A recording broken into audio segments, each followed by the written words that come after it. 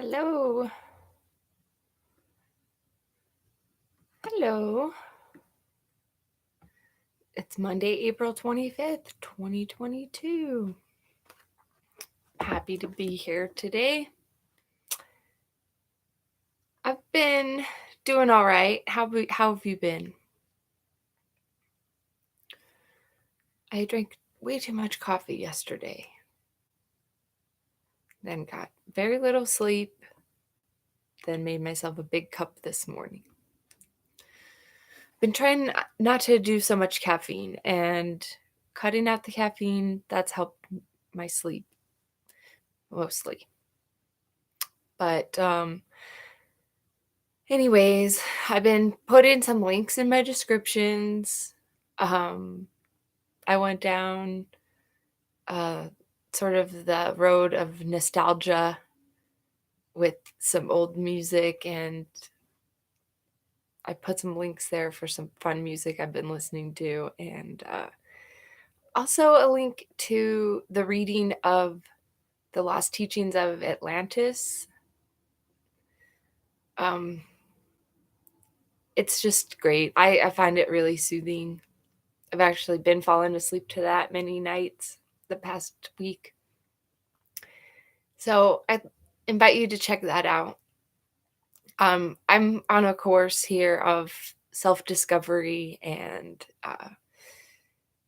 rediscovery of my passions and various interests. And it's a very exciting time for me because I feel that I have such a great opportunity not only to learn, but also to just be with my children, to teach them every day.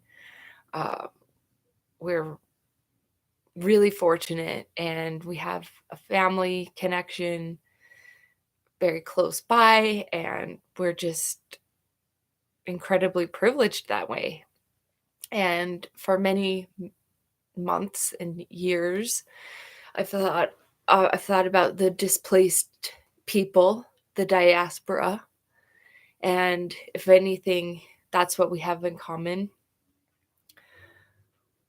I've been hearing this message to connect with the ancestors, connect with my ancestors. And I've actually been thinking about my mom's parents a lot. I live very near to the cemetery where they're interned, and I love the connection I have uh, in the place where my house is so close to where they were born and very near to where they built a house that I got to grow up in for a large part of my childhood.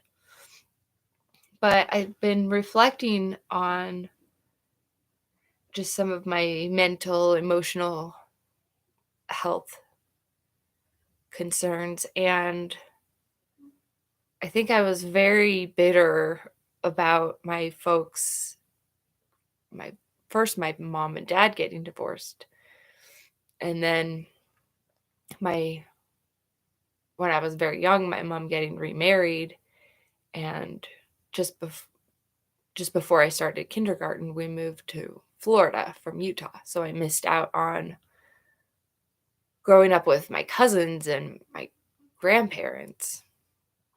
So I was pretty upset about that for many years. And my grandfather's death over 20 years ago, that was really devastating for me. I've been working through the process of thinking about these relationships that I felt were taken away from me, and then I realized how many uh, friendships and family connections that I cut off because of my, I guess, just trauma. So how I would have just an emotional disconnect from the people that were actually around me. So I'm processing that and trying to make sure that I am more present. So I am going to keep this a little short. I wanted to make sure that I spent the majority of today outside because it's really bright and beautiful. Um, we've had some gloomy, wet, cold days, a lot of snow in the mountains, rain down in the valley. And my peas are kicking. My Egyptian walking onions are looking great. Uh, I have lots of greens. My arugula already bolted, but I have such an abundance of that. It's usually the first crop that self seeds and comes back every year wild, and so I let it go to seed again, and then I compost a lot of it. Uh, and I'm trying to build up soil around my space. So that's been a really fun process to watch over the years, the progress of the things that come back perennially, the self-seeding annuals. Um, Things just kind of pop up and I build pathways around them. And uh, when something's growing in the way of something else, I will pull it, but usually it gets eaten or dried or preserved in some way, or it just goes right into the compost. So um, that's been fun to observe over the years, and I feel very fortunate to have a space, especially with all the talk of uh, any kind of scarcities that we may face. I just invite you to l- learn to forage and learn to celebrate the very small things, because once you start to notice the small things, then you realize how big they are. Um, so that's my little bit today. But I also wanted to mention, I don't think I put this in the description, but I wanted to mention how awesome this book by Thomas Sheridan is, Puzzling People, The Labyrinth of the Psychopath.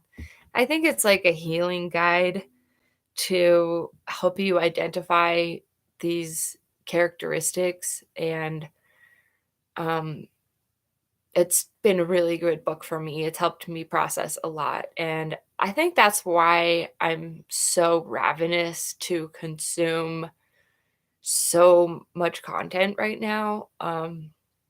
Is I'm finally over, I think, the hump of the therapeutic process where it got worse. It got harder for a second, and feeling now it's feeling better. Um, I think throughout my marriage, the one thing that we've cultivated very well is providing each other our own spaces, our own opportunities to be ourselves. And sometimes I feel like we're quite a boring couple, but I think we've been cultivating a very nourishing environment for our mental health. And it seems like it's a long, slow, meandering path. And I really appreciate that space that I've been able to build with my husband, because this world right now, just in the United States, we are facing so many deaths of people of all ages, especially veterans, but also very young children committing suicide. And people are in so much physical pain. We look at the opioid epidemic. We look at people not only suffering from the effects of the opioids themselves, but then also with the introduction to very large amounts of fentanyl coming into the country, kind of coming in for the last little while, and now, according to reports, really ramping up. And that is scary. And I was having a conversation yesterday with some friends, 2 separate, very long phone calls. And by the way, what an honor to have friends that will talk to me for hours on the phone. I appreciate that so much. That as these vlogs have been, just those connections have been everything to me. I've really been able to identify the relationships that matter and slough off some of the rest. But I appreciate folks that challenge me and everything. I'm not saying that I just want to be in an echo chamber of folks in agreement with me. But I do appreciate having friends that just let you ponder these various ideas. And we've been asking each other of various news stories or whatever, is this trustworthy or not? So I think that's a good question to ask ourselves when it comes to anything that we read or see. But I've just been trying to devour so much content because I feel like my brain's finally able to accept it. And I have just found some amazing content creators and a lot of really good signs, I think, that I'm on the right direction. So I know that there's folks very close to me in my life that I love and respect that disagree with my decisions and they question me. And, I'm just grateful that I have a husband that he trusts me. He knows how considerate I am of things, almost to the point of the negative aspect where I ruminate and I just, spin out with overthinking. But I think I've come to a very good balance with that. Sleep has helped. Cutting back on the caffeine has helped. So I've been able to get more organized both in the home, in my yard, in my mind. That's been amazing. I've been listening to music again. I've been playing a little bit on my little handmade elderberry flute. Just, yeah, dancing, humming, singing, playing music for my kids, that different things that they've never heard before, some things I've never heard before. That's how I know that I am, at least today, doing a little bit better. So I thank you for joining me on this journey. I'm going to be producing some real content, and I want to find music. I have some local musician folks that I may reach out to to produce a few cuts of music for me, or give me the rights to a few cuts of music. I'm going to be doing some designs, some slides, and we're going to dive in to some topical stuff. I want to remind you to check out this book, The Adventures of Pinocchio. The Attilio Musino illustration version. It's just beautiful.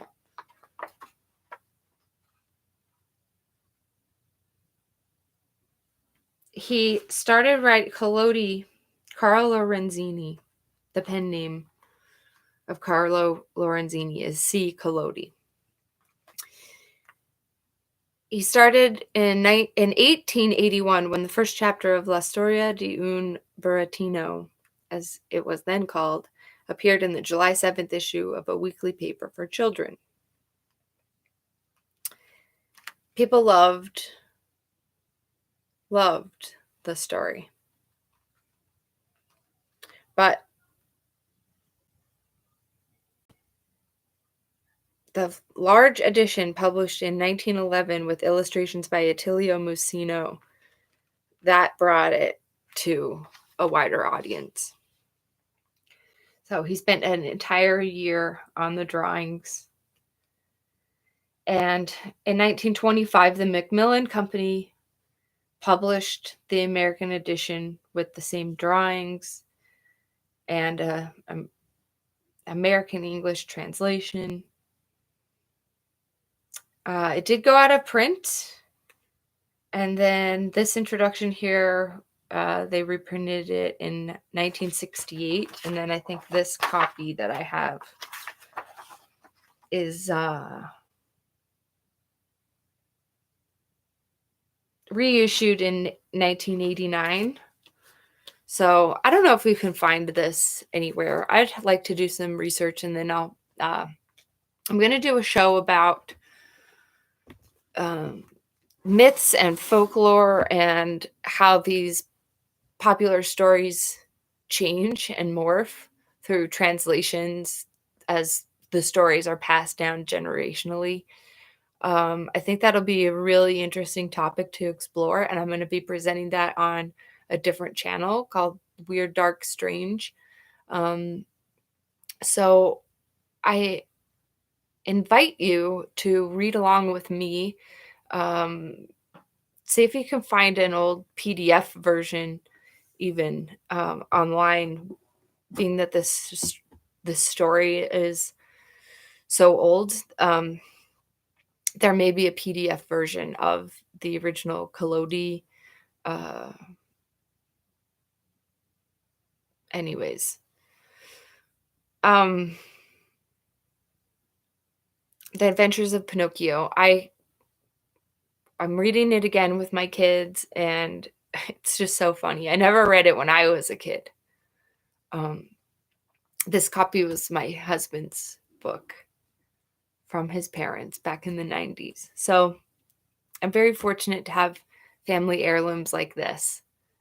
I really appreciate it. So we'll be digging through my library, and I will be previewing to you what we'll be reading.